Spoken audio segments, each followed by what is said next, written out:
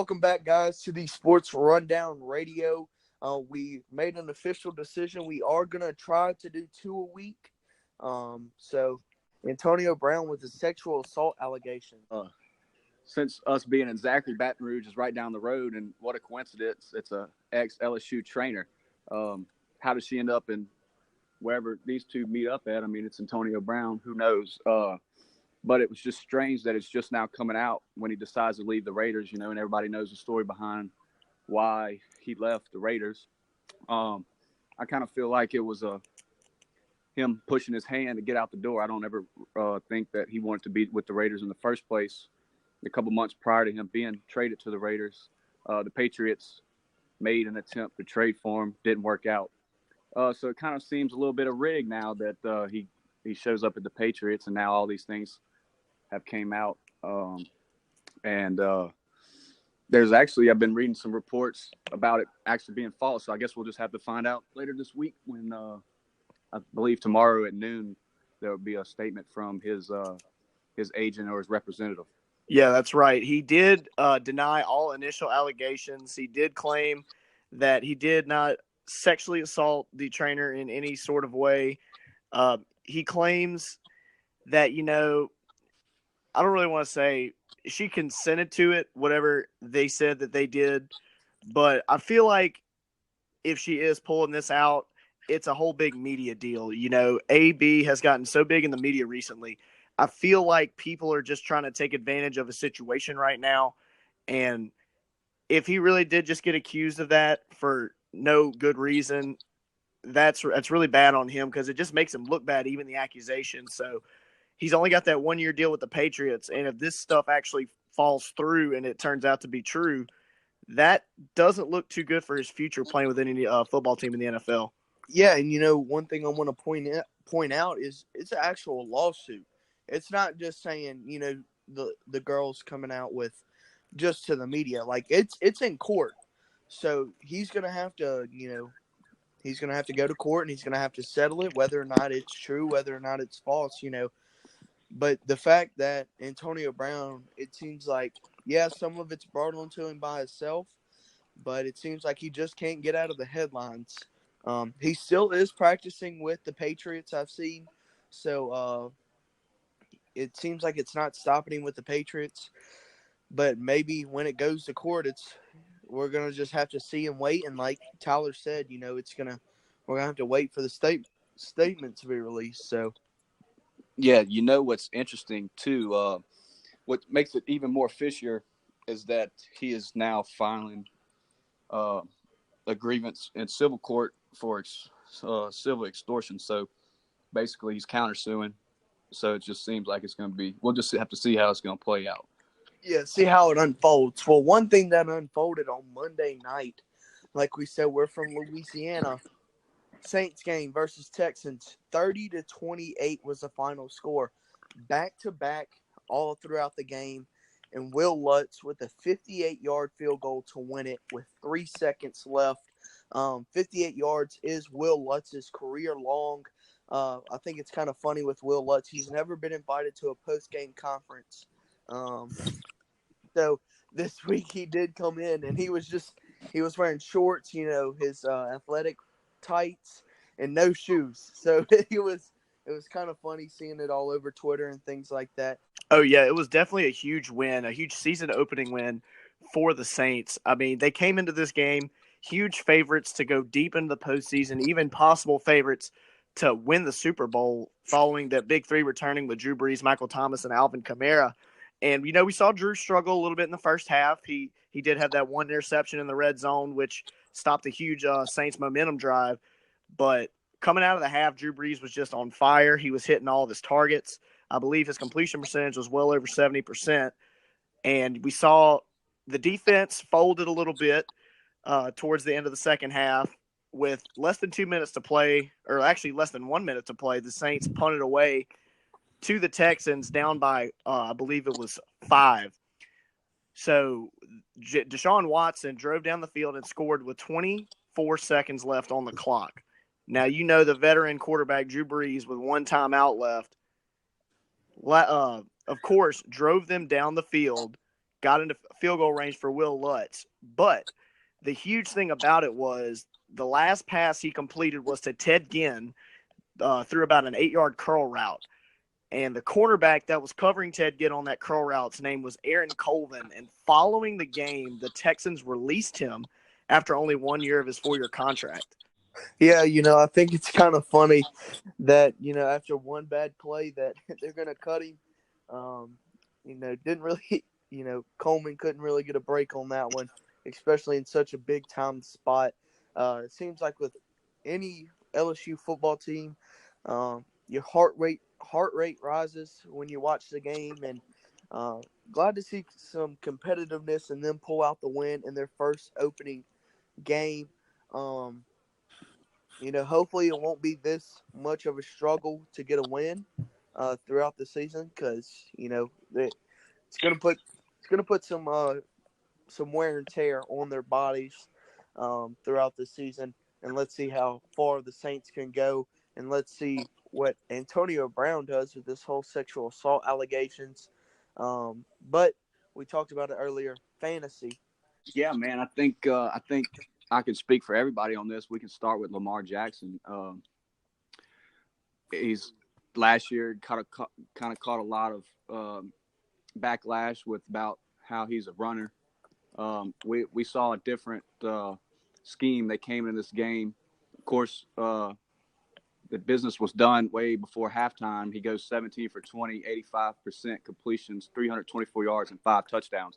I think the key to that game was the Dolphins are a little weak on defense, but the key, if you look all game, he had plenty of time to sit in the pocket, move in and out the pocket, and throw the ball downfield. So I think that was really key for him. And coming up this week with Arizona, I think he doesn't slow down there. I think he lights it up again. They're missing Patrick Peterson. The addition of Hollywood, Marquise Brown, big deep threat. We saw Lamar just sit there and flick the wrist and throw the ball 70 yards downfield, no problem. So I think a big year for him, big shake back. It should be pretty big for him. Yeah, and you mentioned how he's been gotten some flack, being called almost sort of a running back. Like you said, he threw 324 yards and 5 touchdowns. He only ran the ball 3 total times, and he actually didn't do much. Only got 6 yards on the ground. So majority of the offense did come from Lamar Jackson's arm. And as you said, he's throwing the ball 70 yards downfield. And with those wide receivers being able to move on that defense like that, we might see a bit of a change in scheme, for Baltimore. They haven't really had a good running back in a few years, so they're looking for a good, steady quarterback. And despite Lamar not rushing much, we know he has that power to move on the ground. Yeah, and and like you were saying, they don't really have a good running back. Well, they got Mark Ingram, so it just seems like everything's kind of falling into place for the Ravens. But next up, it will top fantasy scores for the quarterback position, coming in at number 2 is Dak Prescott for the Cowboys. Well, Dak threw 25 of 32 completions for 405 yards and 4 touchdowns. So, he had a bigger game in the air than Lamar Jackson. But Lamar Jackson just put up insane numbers with 5 touchdowns, and his completion percentage was still good compared to Lamar Jackson's. So we do see, despite the Cowboys re-signing Ezekiel Elliott, they're still able to rely on Dak Prescott because, both of those guys came in towards the same part of that rebuilding stage for the Cowboys, and both of them were young talents that the Cowboys were hoping to build around. And Zeke did actually pretty well for his first week back. So we'll see how Dak and Zeke's chemistry will go along. We'll see if they both continue to put up big numbers for the Cowboys. Yeah, coming in at the number 3 spot, Texans quarterback Deshaun Watson. Deshaun, just like Lamar and Dak, dual threat quarterbacks. It wasn't very, nobody was really sure that they could rise up to the occasion and throw balls downfield like Peyton Manning and Tom Brady. But here lately, these guys really came to life. 20 for 30, 66% completion, 268 yards, 3 touchdowns. He did have that 1 interception.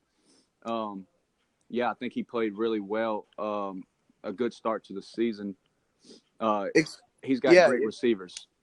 Yeah, and one thing I want to point out is, he has DeAndre Hopkins, out there wide, and he's playing a good Saints defense right there. So, looking to see what he can do for the rest of the season, as well as all the other quarterbacks.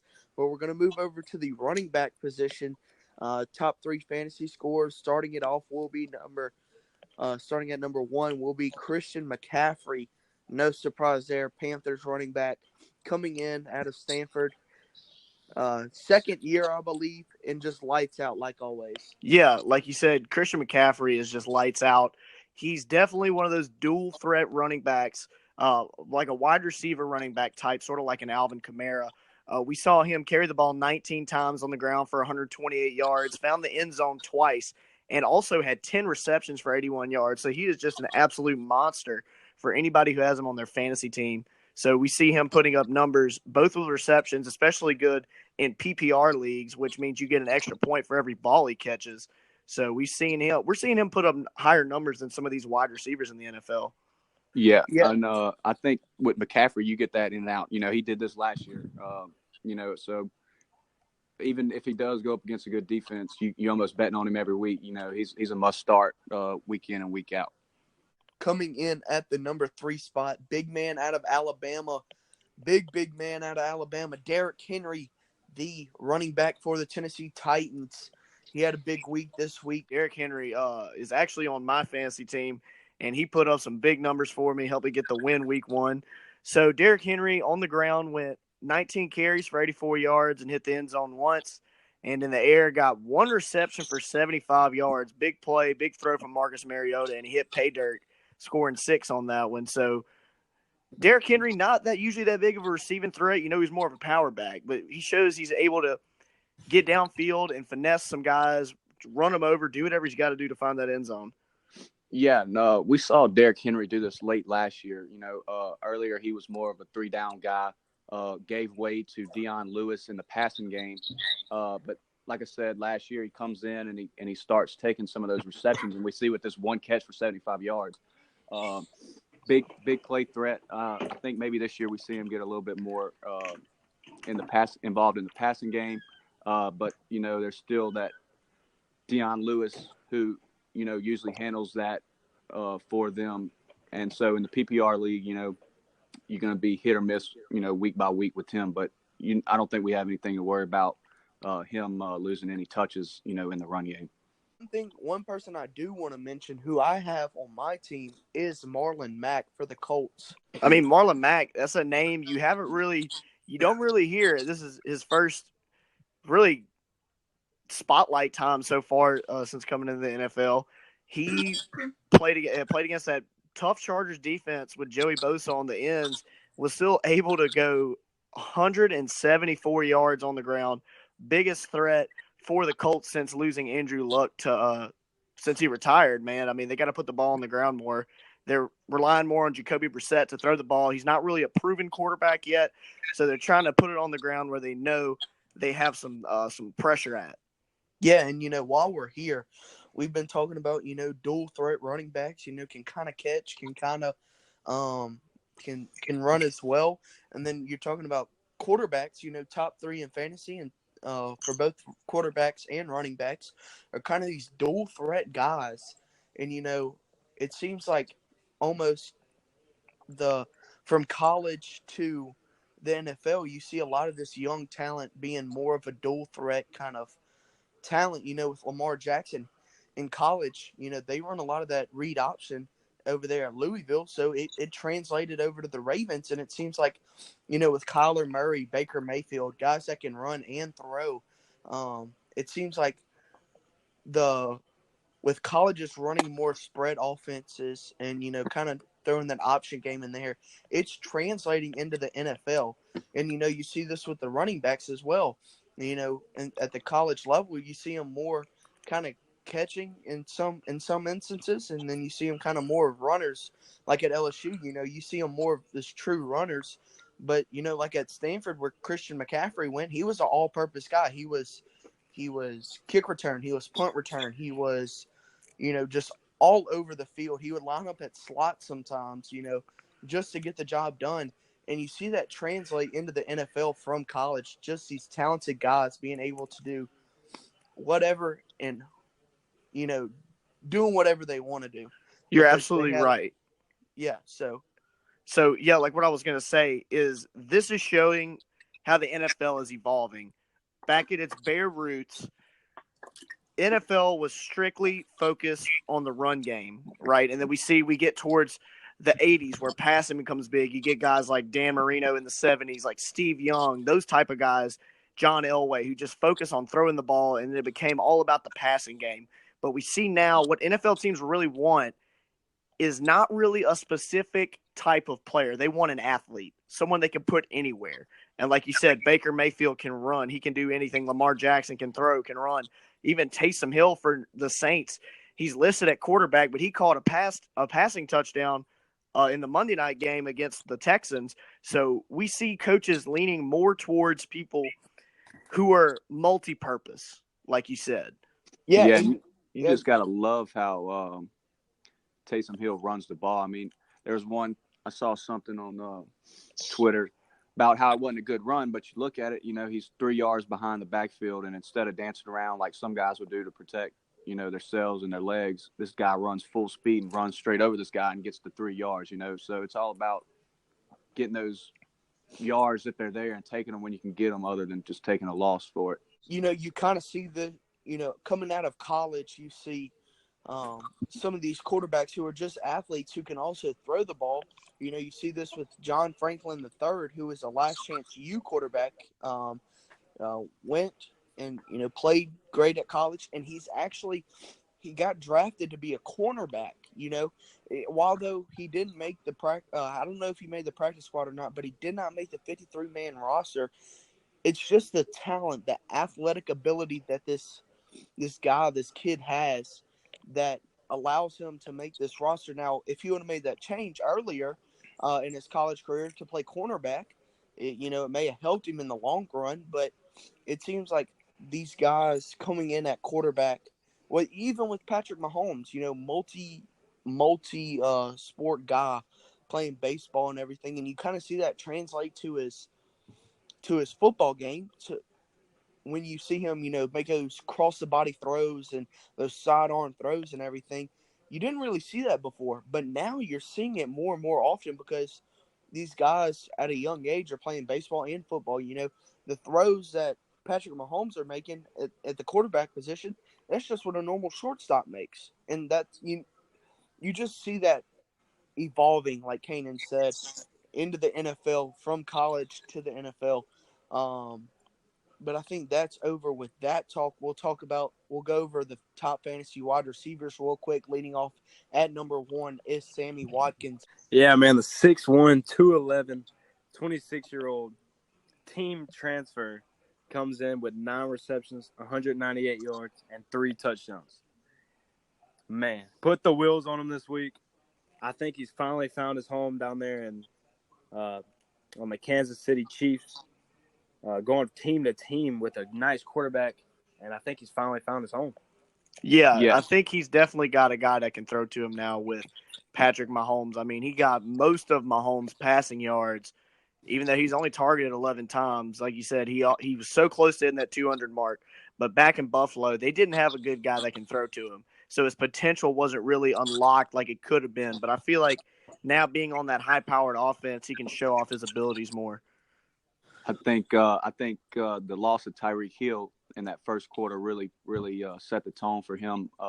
Obviously, a big time guy, had over 1,400 yards last season for them, and he's out 4 to 6 weeks. So be on the lookout for Sammy Watkins. He's going to take the lead targets on that receiving corp. Also, I think in place of Tyreek Hill, we got McCole Hardman. He would be a sneaker for the Kansas City Chiefs. I think he breaks out for them as well. All righty. So coming in at the number 2 spot in the top fantasy scoring wide receivers is Deshaun Jackson. I think, Tyler, you have him on your team. Yeah, I do. Obviously, high octane, trigger touchdown type of team. They're going to spread the ball out. They're going to get it to all their receivers. So if you have anybody on their team, that's going to catch balls for them, they'll do really well. 8 catches, 154 yards, and 2 touchdowns. I mean, this guy came in the league 14 years ago, and he's still the fastest guy on the field, big time deep threat. I think this week we'll see how it pans out for him. But Yeah. he's always been kind of inconsistent. But I think this is the offense he thrives with. He's finally back in Philadelphia. Last year, you saw him struggle with Tampa, the quarterback problems going back between Winston and Fitzpatrick. Obviously, the report with them is not as good. Now he's got Carson Wentz that can throw the ball to him, so look for him to have a big year. I think he goes over 1,000 yards receiving.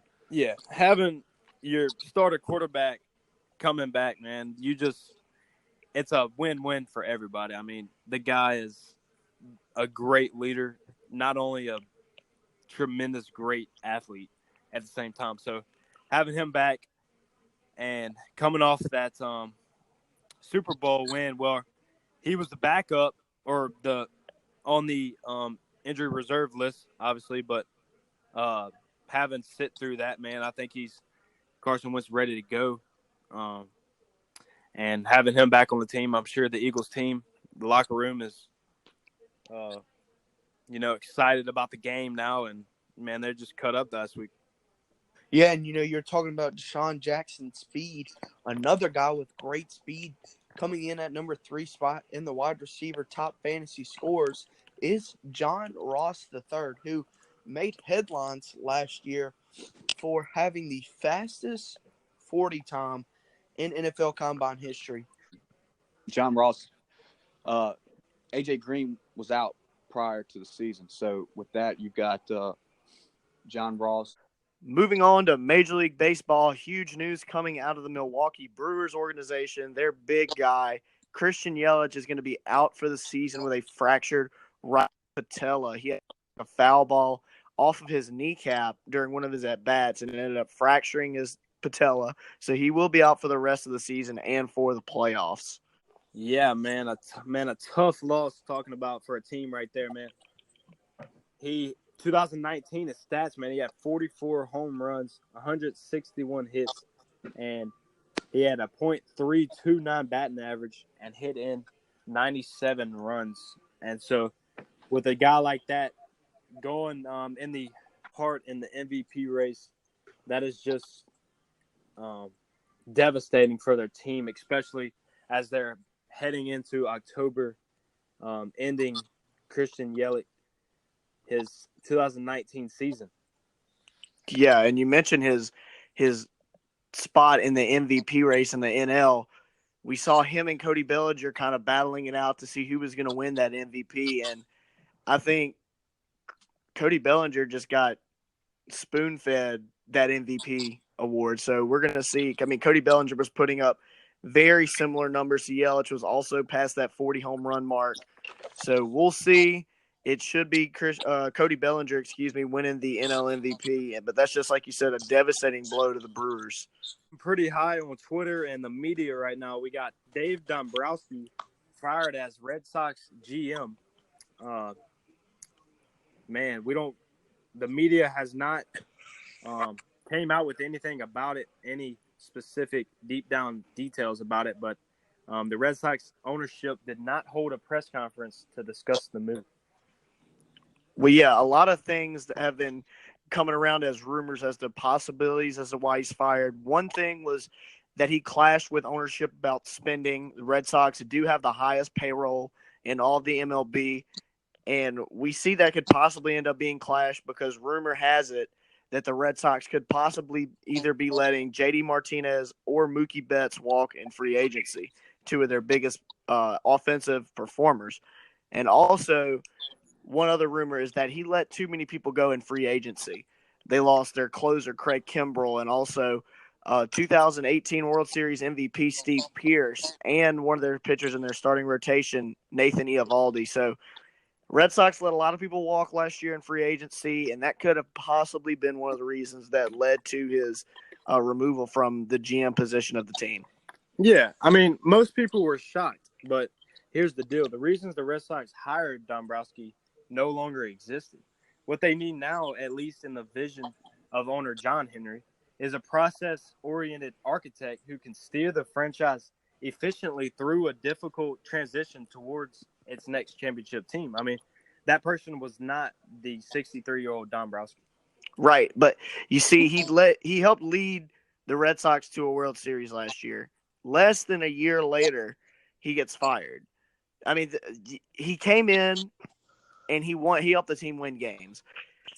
There might have been some controversy going on between ownership and him, but I think it was a little bit of a rash decision by John Henry, the owner, to remove him so early from his position.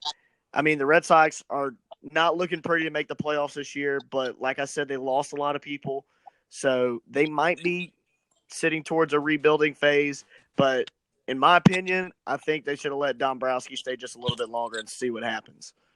Yeah, so especially since, right around that playoff spot now,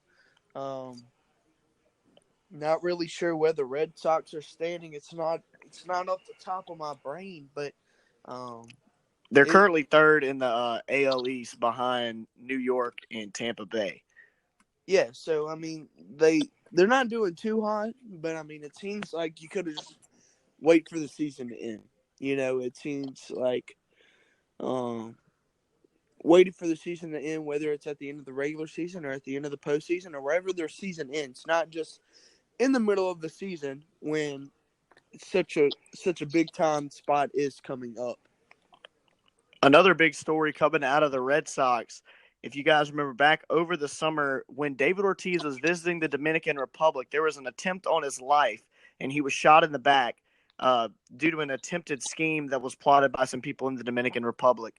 However, this past week, he did return to Fenway Park for the first time, and so it's good to see him coming back and being fully recovered from that gunshot wound. Yeah.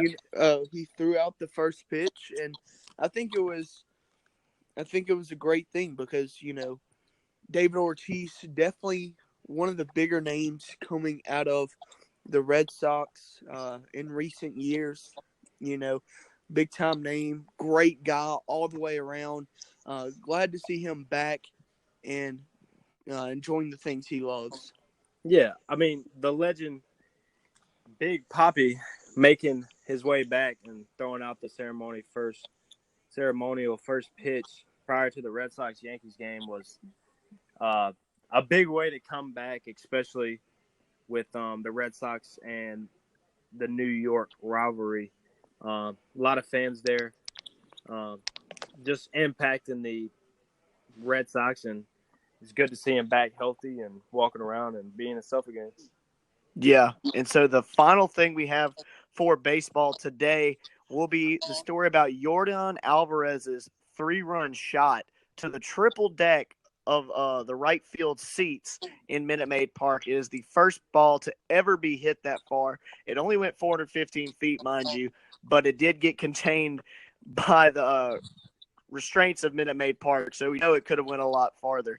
And because of that home run, the Astros actually have had that seat painted orange because it's the only time a ball has actually been hit that far in Minute Maid. Yeah, definitely some power in that Astros lineup. We talked about their pitching rotation earlier this week. Just seems like everything's going right for the Astros coming up to the playoffs. But I believe that'll be it for the MLB. Next up, we'll have the NBA, and looking forward to what news is coming out of the NBA. Coming into the NBA, Team USA just caught the L of the century. Since 2006, Team USA had won 58 straight games in the FIBA and Olympic competition. That glorious streak came to a screeching halt on Wednesday when France whipped our tails 89-79 in the FIBA quarterfinals to eliminate Team USA from medal contention. So, Yeah, with that being said, man, especially having little NBA players, so to say, some big stars not playing on the team, has a toll on the NBA community, especially for the coach, Greg Popovich. And so with Donovan Mitchell really having everybody on his back, it's tough for the post-rookie going into his career as a young man, carrying like that.